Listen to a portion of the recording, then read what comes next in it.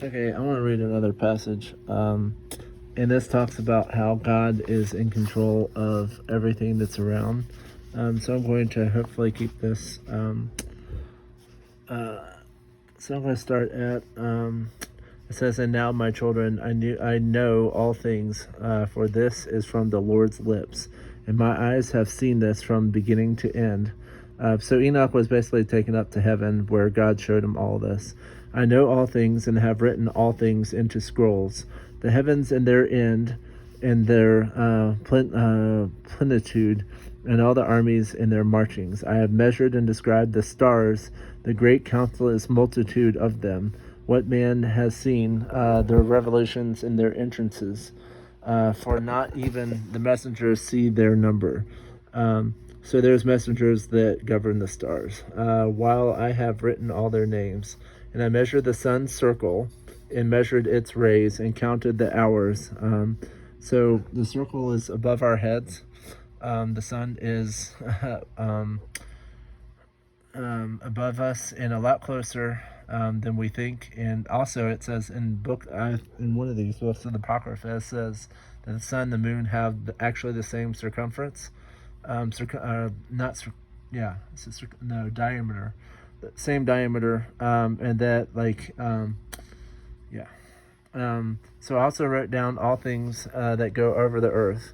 I have written the things that are nourished, and all the seed sown and unsown, which the earth produces, and all plants, and every grass, and every flower, and their sweet smells, and their names, and the dwelling places of the clouds, and their composition, and their wings, and how they bear rain and raindrops. And I investigated all things, and wrote the road of the thunder and of the lightning. They showed me the keys and their guardians, their rise and the way they go.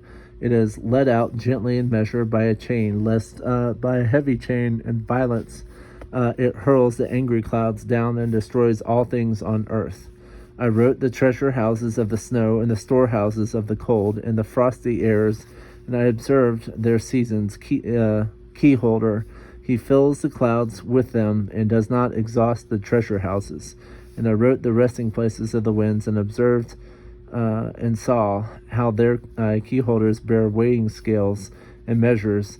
First they put them in one weighing scale, and then in another, the weights, and they let them out according to measure, cunningly over the whole earth, lest by heavy breathing they make the earth to rock. And I measured out the whole earth, its mountains and all the hills, trees, stones, rivers. I wrote down all existing things, the height from earth to the seventh heaven, downwards to the very lowest parts of Hades, and judgment place, and the very great open and weeping depth. And I saw how the prisoners are in pain, expecting the limitless judgment. And I wrote down all these being judged by the judge, and all the judgment and sentences and all their works. So there's people that will all go to hell, and there's seven heavens. And I don't know, in different places in the Apocrypha, there's seven in this one, and I think there were 10 in another one. So, but there are different. And heavens means like there's different. In heavens, like you can have like the first heaven, and then you have the second heaven above that, and the third heaven, and the fourth, and so on and so forth. And I saw all the forefathers from all time with Adam and Eve, and I sighed and broke into tears, and we said, "The ruin of their dishonor. Woe to me for my infirmity and for that of my forefathers." And I thought in my heart and said, "Blessed is the man who has not been born," or he's basically lamenting about how Adam and Eve caused the whole downfall. However, it's God has called each and every one of us back. So, and God says that in His Word about how to that He calls each people back. I saw the key holders and guards of the gates of Hades standing like great serpents, and those serpents means snakes, and their faces like extinguishing lamps, and their eyes of fire, their sharp teeth. I saw all the Lord's works, how they are right,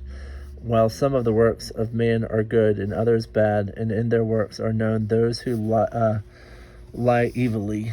I, my children, measured and wrote out every work and every measure and every righteous judgment, as one year is more honorable than another, so is one man more honorable than another.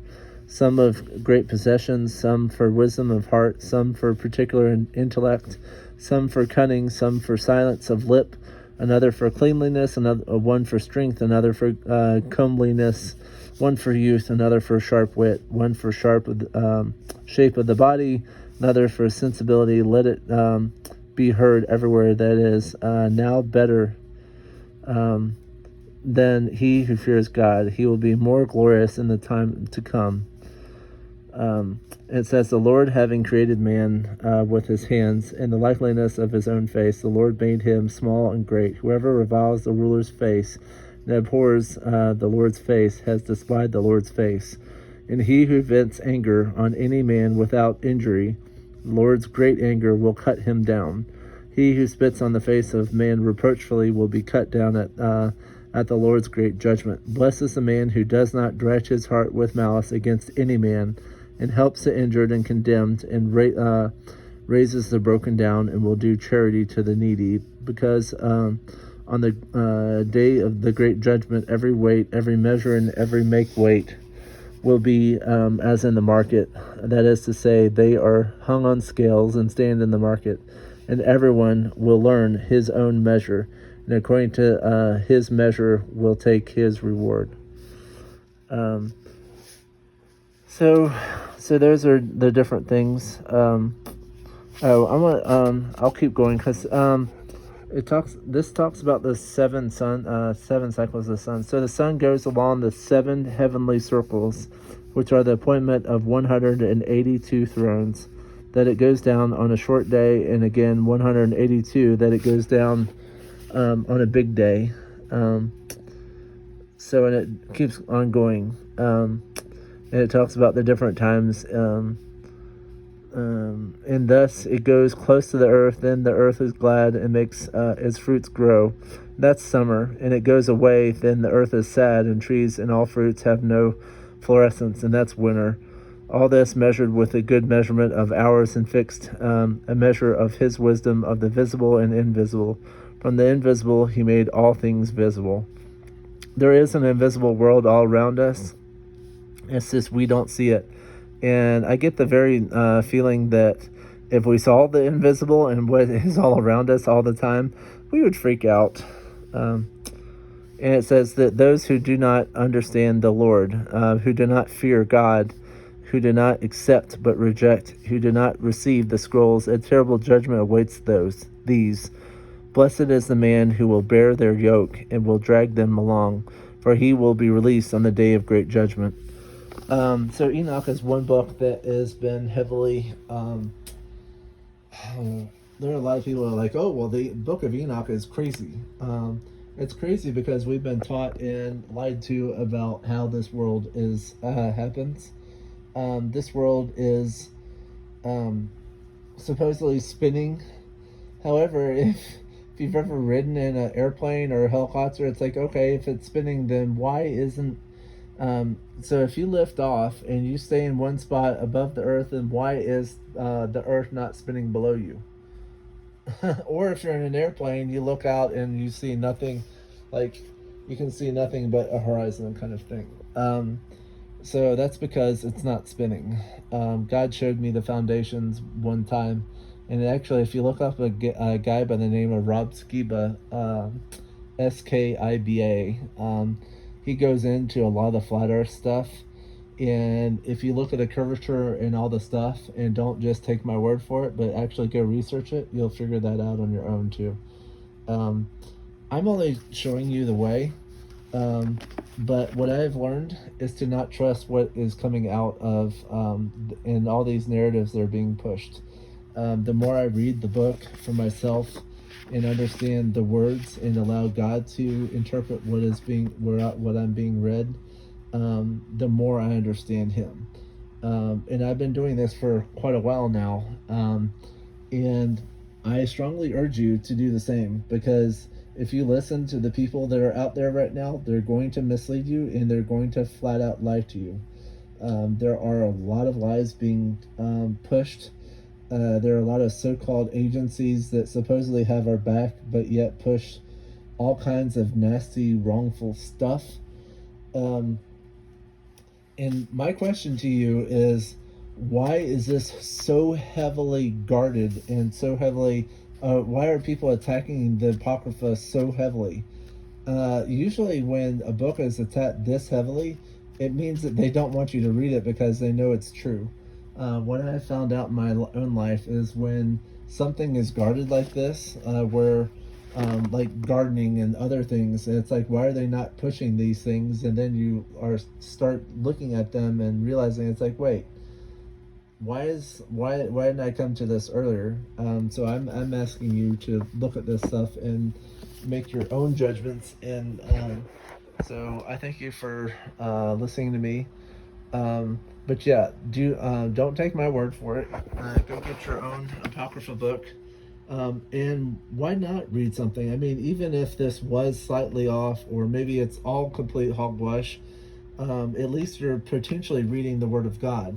If you read other people that are out there, all these supposed Christian authors that are pushing different things, how do we know that they're not taking a slighted view or a worldly view that God didn't want? Because we're in the time of Noah. I mean, we're definitely in the time where people are falling away. We're in the time where a lot of people are being challenged for their faith. So it's people like me and others that are standing for their faith. I was on this very bed last night, and I know that I'm a target because I had a demon standing over me last night. Like, I was in bed, and the demon was sitting right, or like he was standing over me, and I immediately rebuked him. But I saw him; it was like this, like cloudy figure. It wasn't as black as like that, but I could clearly make out a cloudish figure standing here, and it freaked me out. But I know that I am a target of him because the devil has many times he's given me these, like I'm sitting on a porch out the back end of a house, and I can clearly see a dragon flying through the air.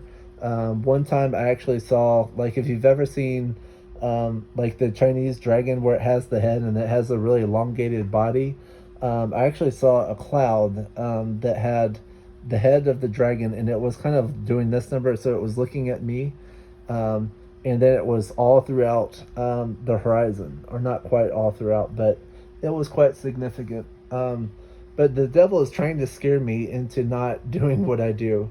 The devil is sending everything at me, like I'm being attacked on all sides. So the more you're attacked, the more you're likely on the right path. So that's not always the case, but thank you for joining me. God bless you all.